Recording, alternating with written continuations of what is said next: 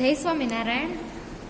આપણે એકાઉન્ટ છે એમાં ધોરણ 12 કોમર્સમાં ભાગીદારી વિષય પ્રવેશ છે એમાં પહેલું ચેપ્ટર કે જેમાં આપણે જોઈએ કે વિભાગ એ છે એમાં 1 માર્ક અને વિભાગ સી છે એમાં 3 ગુણનો જે દાખલો છે એ પૂછાવાનો છે. તો આપણે શરૂઆત કરીએ કે દાખલા તરીકે પહેલું કીધું છે કે એક ભાગીદાર પેઢીમાંથી દર મહિનાને અંતે એક સરખી રકમનો ઉપાડ કરે છે.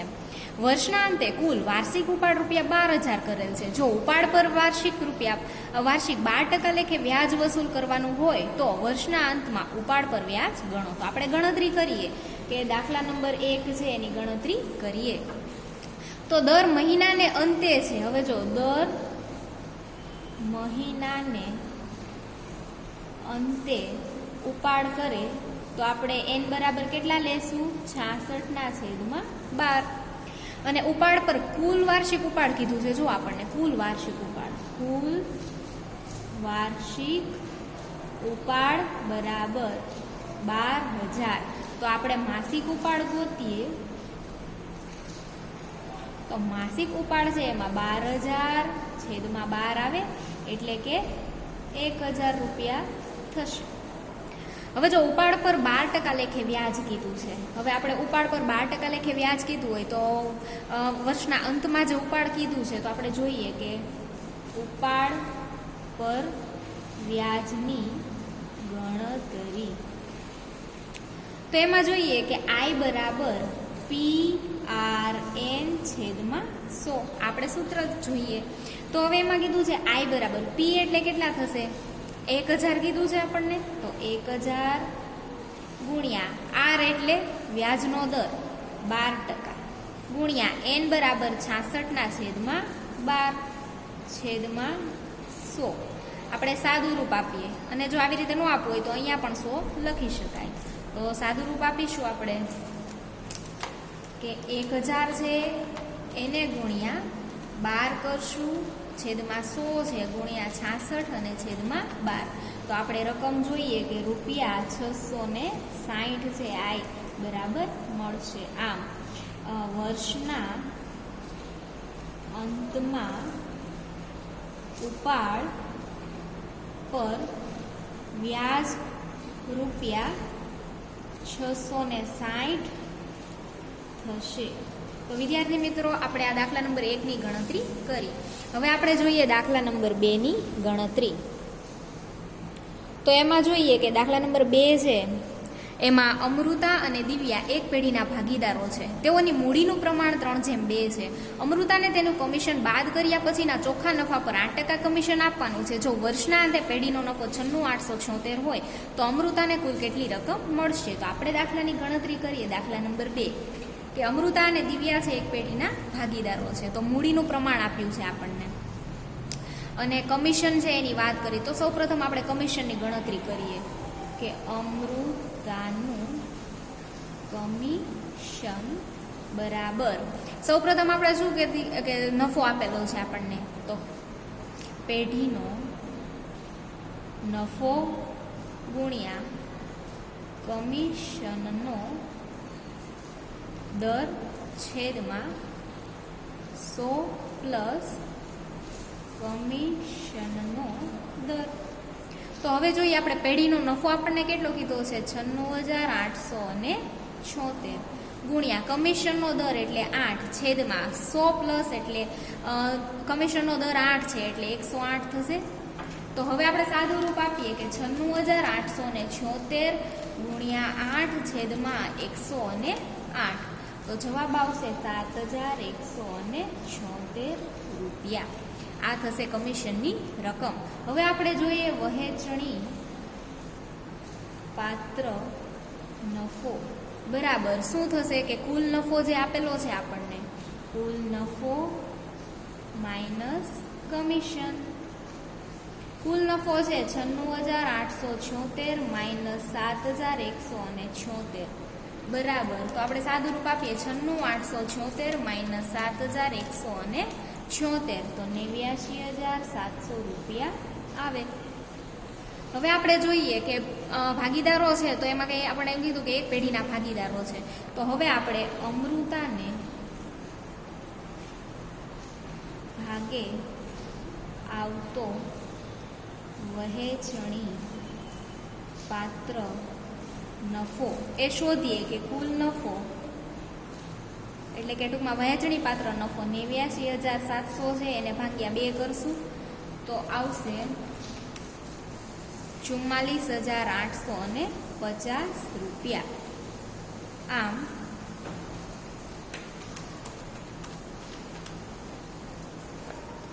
અમૃતાને મળતી કુલ રકમ બરાબર, હવે આપણે શોધીએ કે અમૃતાને મળતી કુલ રકમ છે તો એનો કુલ વહેંચણી પાત્ર નફો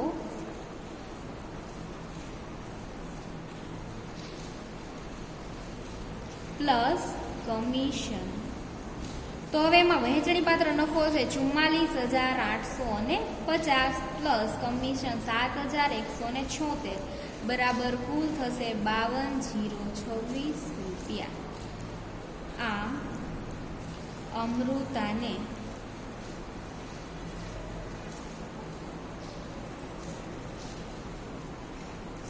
તો વિદ્યાર્થી મિત્રો આપણે આ દાખલા નંબર 2 ની ગણતરી કરી. હવે દાખલા નંબર 3 ની ગણતરી કરીએ. એમાં કીધું છે વિસ્મય, અભિજીત અને કુનાલ 3:2:4 પ્રમાણમાં નફો નુકસાન વહેંચી લેતા ભાગીદારો છે. મેનેજરને તેનું કમિશન આપ્યા બાદ વધતા નફાના 10% કમિશન આપવાનું છે. અભિજીતના ભાગે 30,000 આવે છે, કુલ નફો આવે છે. મેનેજરના કમિશનની ગણતરી કરો. તો હવે આપણે જોઈએ કે એનું જે પ્રમાણ આપ્યું છે આપણને અને અહીંયા કીધું છે કે કમિશન આપ્યા બાદ વધતા નફાના 10%. હવે અભિજીતના ભાગે એટલે કે અભિજીતના ભાગે રૂપિયા 30,000 નફો આવે છે. તો હવે એનું પ્રમાણ જોઈએ કે વિસ્મય, અભિજીત અને કુનાલ. તો હવે જોઈએ કે વિસ્મય છે એમાં કેટલા છે 3:2:4 એટલે કુલ થશે 9. તો હવે એમાં અભિજીતના ભાગે અભિજીતનો ભાગ છે 2/9. તો હવે જોઈએ કે ધારો કે પેઢીનો કુલ વહેંચણી પાત્ર નફો ₹1 હોય. તો હવે આપણે ગણતરી કરીએ કે વહેંચણી પાત્ર નફો છે એ 1 કીધો છે આપણને, બરાબર.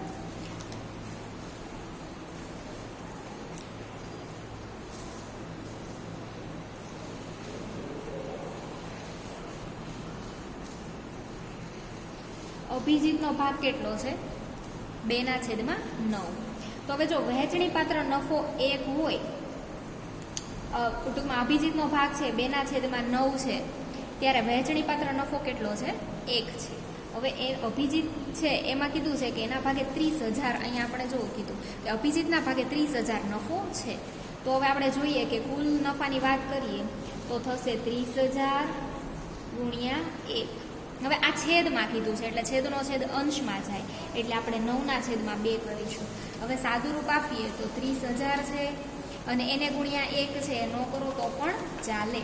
તો જવાબ આવશે ₹1,35,000. તો આ આવશે નફો.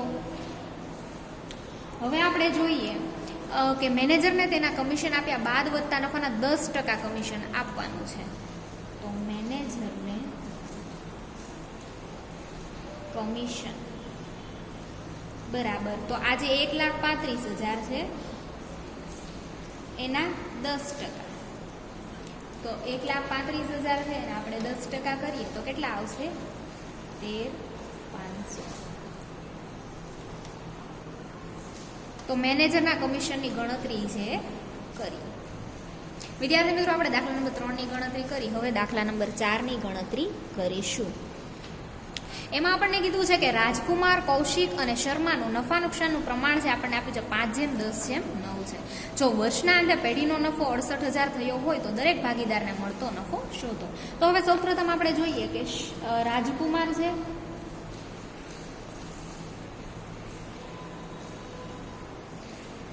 કૌશિક અને શર્મા. તો એનું પ્રમાણ આપ્યું છે આપણને 15:10:9 છે. તો હવે સૌપ્રથમ આપણે ભાગ ગણીએ. આપણે ટોટલ જોઈએ કે 15 છે, પછી 10 છે અને 9 છે, એટલે ટોટલ 34 થશે. તો હવે ભાગ દરેક ભાગીદારનો શોધવાનો છે. તો એમાં રાજકુમાર, કૌશિક અને શર્મા.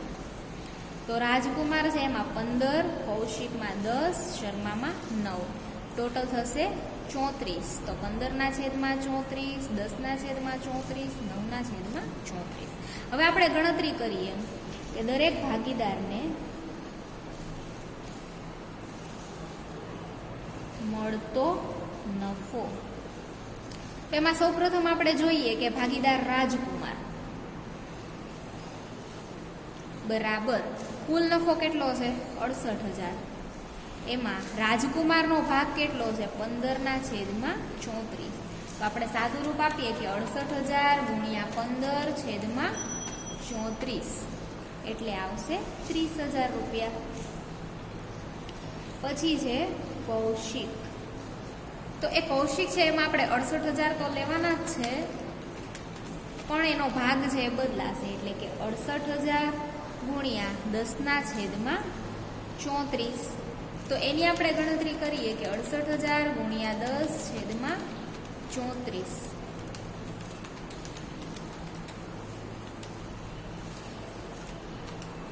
એટલે આવશે 20,000. અને હવે જોઈએ ભાગીદાર શર્મા. તો એમાં છે 68,000 × 9/34. તો એનું સાદું રૂપ આપીએ કે 68,000 × 9/34 એટલે આવશે 18,000 રૂપિયા. આમ ભાગીદાર રાજકુમારના ભાગે મળતો નફો ₹30,000, કૌશિકને મળતો નફો ₹20,000 અને શર્માને મળતો નફો ₹18,000 થશે. તો વિદ્યાર્થી મિત્રો આપણે દાખલા નંબર 4ની ગણતરી કરી. હવે આપણે દાખલા નંબર 5ની ગણતરી કરીએ. તેમાં આપણને એવું કીધું છે કે મહેતાને પંડ્યા કરતાં 4 ગણો અને બાજપાઈને મહેતાના હિસ્સાનો અડધો ભાગ મળે છે. વર્ષના અંતે પેઢીનો નફો 87,500 થયો હોય તો દરેક ભાગીદારને મળતી નફાની રકમ શોધો. તો આપણે દાખલા નંબર 5ની ગણતરી કરીએ. તો એમાં કીધું છે કરતા શબ્દ છે ને એની આપણે ડાબી સાઈડ જઈએ તો કોણ આવે છે પંડ્યા. તો પંડ્યા બરાબર ધારીએ કે ધારો કે ભાગીદાર પંડ્યાને ₹1 નફો મળે છે. તો મહેતાને પંડ્યા કરતા 4 ગણો, તો ભાગીદાર મહેતાને પંડ્યા કરતા 4 ગણો અથવા તો 4 ગણો નફો મળે છે. એટલે કે મહેતાને પંડ્યા કરતા, એટલે પંડ્યાનો કેટલો છે 1 છે, તો 1 × 4 બરાબર 4 થશે. પછી જોઈએ આપણે કે બાજપાઈને મહેતાના હિસ્સાનો અડધો ભાગ. બાજપાઈને મહેતાના હિસ્સાનો અડધો ભાગ. તો હવે જોઈએ કે બાજપાઈને મહેતાનો હિસ્સો કેટલો છે 4 છે, એટલે કે એનો અડધો ભાગ જોઈએ તો કેટલો આવશે 2 આવશે. તો હવે આપણે પ્રમાણ શોધીએ કે મહેતા, પંડ્યા અને બાજપાઈ.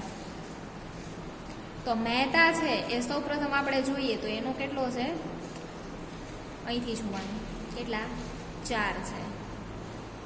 પછી પંડ્યાને 1 છે અને બાજપાઈને 2 છે, ટોટલ કેટલા થશે 7. હવે આપણે જોઈએ કે પેઢીનો જે વર્ષના અંતે નફો છે એ કેટલો થયો છે 87,500. તો આપણે જોઈએ કે વર્ષના અંતે નફો રૂપિયા 87,500 છે.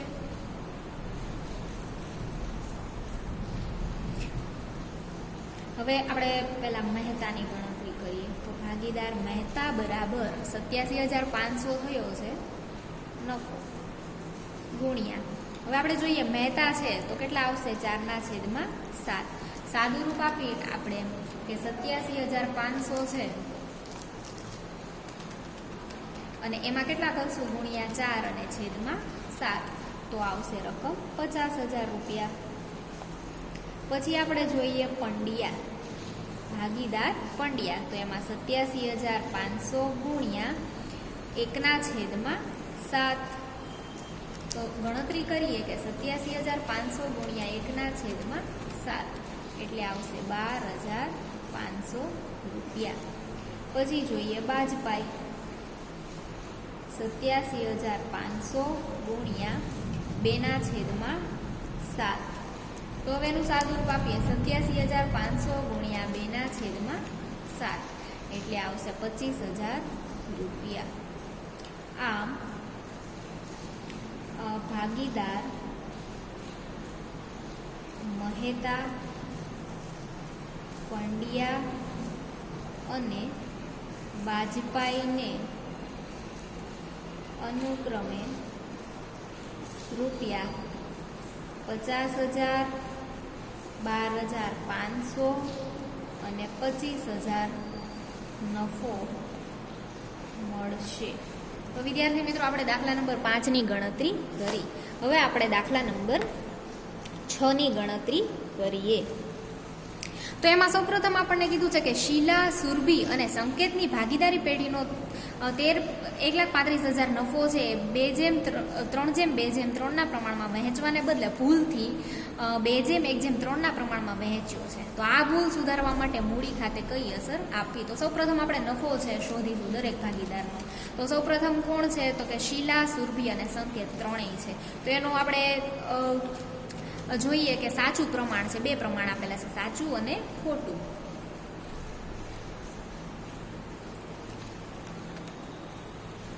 તો આપણે નફાની સાચી વહેંચણી એટલે એ પ્રમાણ છે 3/2/3. તો હવે આપણે 1,35,000 છે. સૌપ્રથમ જોઈએ કે 1,35,000 ગુણ્યા 3/, આ લેવાનું જો 1,35,000 આપણે અહીંયા ગણતરી કરીએ 1,35,000 નફો ગુણ્યા 3/, આનો ટોટલ લેવાનો સરવાળો 8. તો રકમ કેટલી આવે? તો કે 1,35,000 ગુણ્યા 3/8 એટલે આવશે 50,625. તો અહીં લખવાનું 50,625. આ પ્લસ થશે, સાચી ફાળવણી છે એટલે. પછીનું જોઈએ તો 1,35,000 ગુણ્યા 2/8 આવશે એટલે આવશે પ્લસ 33,750.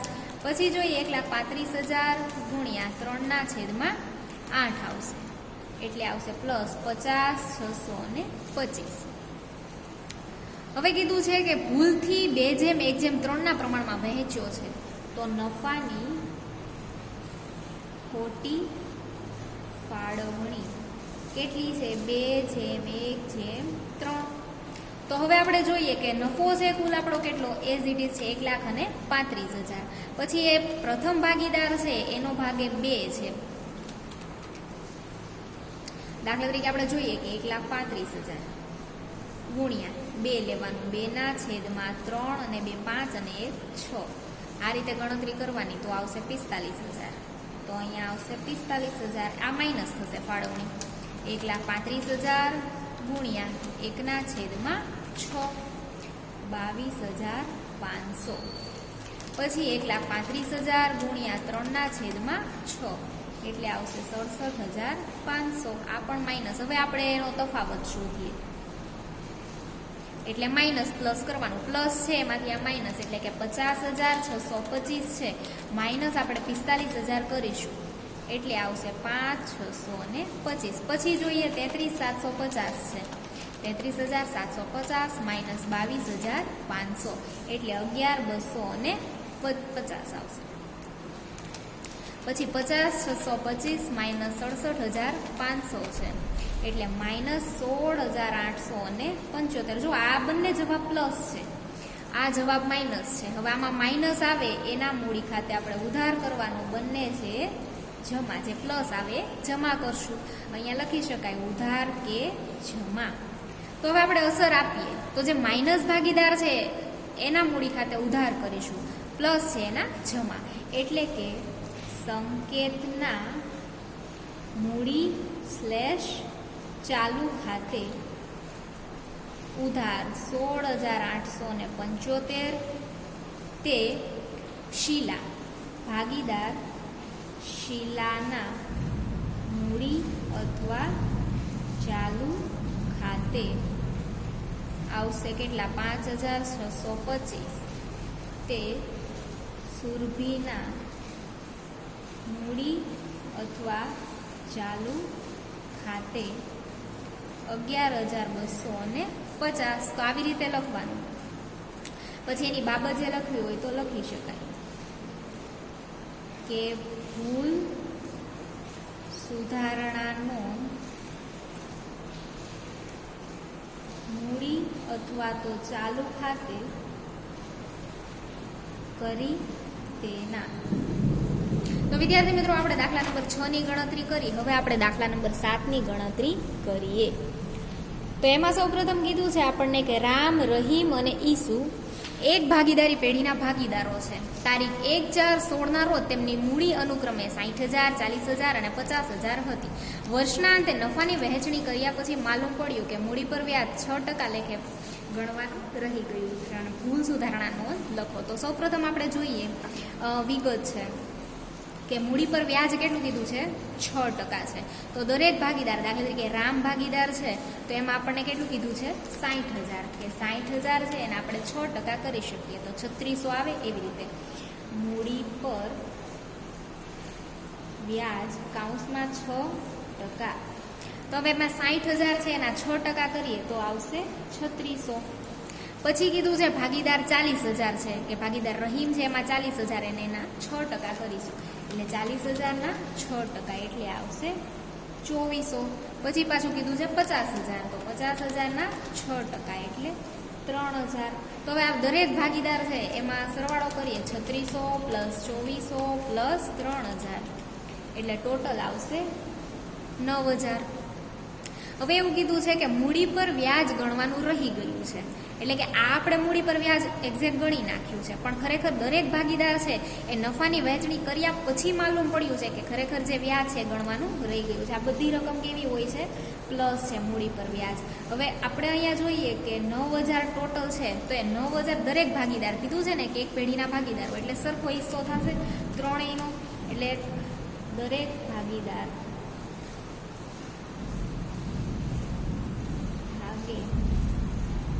મૂડી પર વ્યાજ છે એટલે કે 1/1 થશે.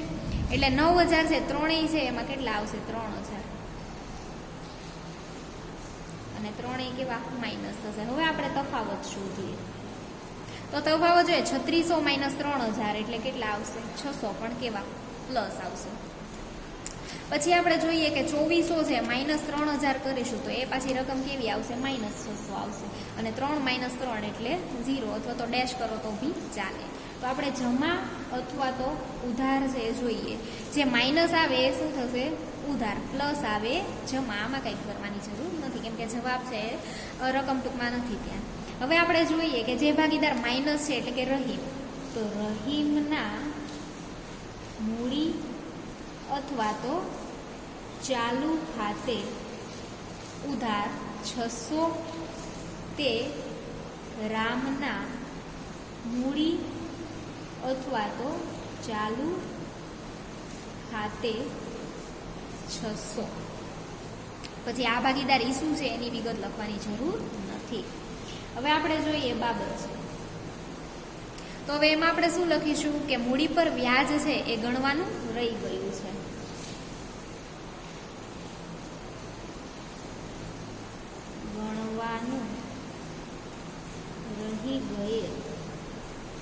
તેની ભૂલ સુધારણા નોંધ. તો વિદ્યાર્થી મિત્રો આપણે દાખલા નંબર 7ની ગણતરી કરી. તો હવેનું આપણે પછીના વિડીયો લેક્ચરમાં રાખીશું.